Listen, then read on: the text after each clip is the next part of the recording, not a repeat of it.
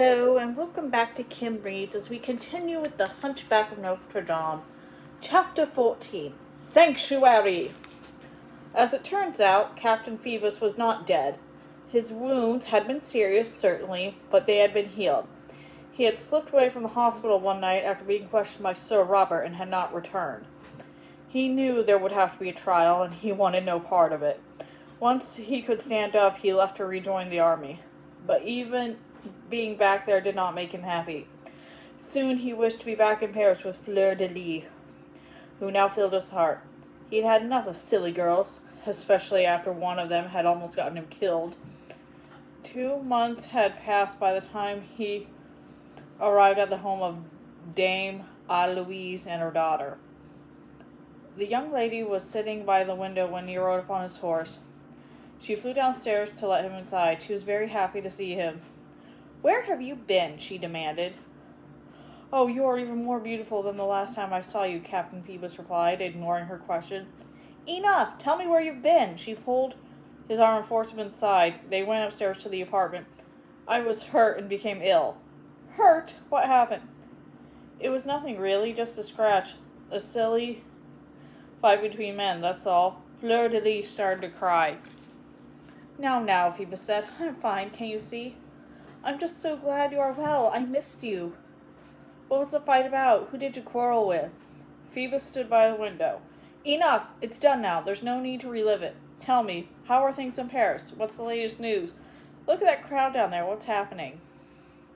"I'm not sure, but I did hear that they were going to put a gypsy girl in the stocks today. Perhaps that's what the crowd's about." "What's her name?" he asked absent-mindedly. "Does it really matter?" Fleur de Lis asked.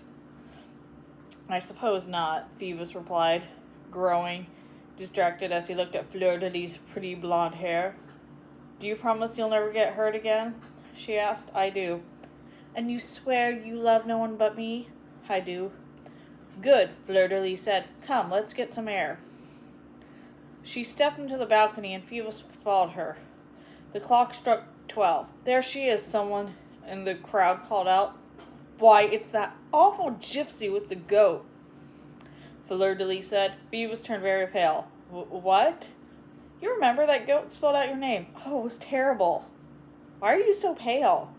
Fleur de Lis asked. "One would think you were shocked to see her there. What's wrong?"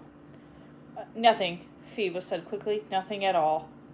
As they led Esmeralda through the square, she cried out for Phoebus. She looked around, and her eyes caught sight of Claude Frollo standing near the rat hole.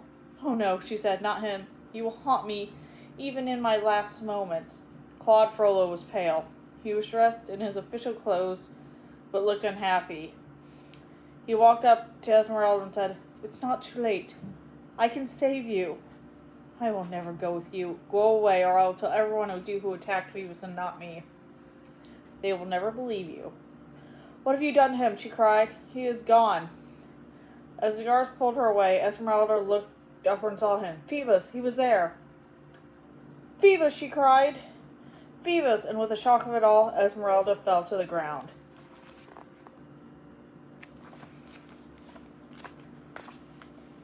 In the confusion, no one noticed that Quasimodo had thrown a rope out of the window of the bell tower. Just as the guards were about to pick Esmeralda up, he swung down, knocked them over, and grabbed her. "Sanctuary!" he shouted. "Sanctuary!" Quasimodo climbed down back to the top of Notre Dame and carried Esmeralda inside. He could see the crowd clapping and cheering. They loved Esmeralda so, and felt that she didn't deserve to be punished. Quasimodo had never been so proud in his entire life. And that's the end of that chapter. I will see you next time on Kim Reads.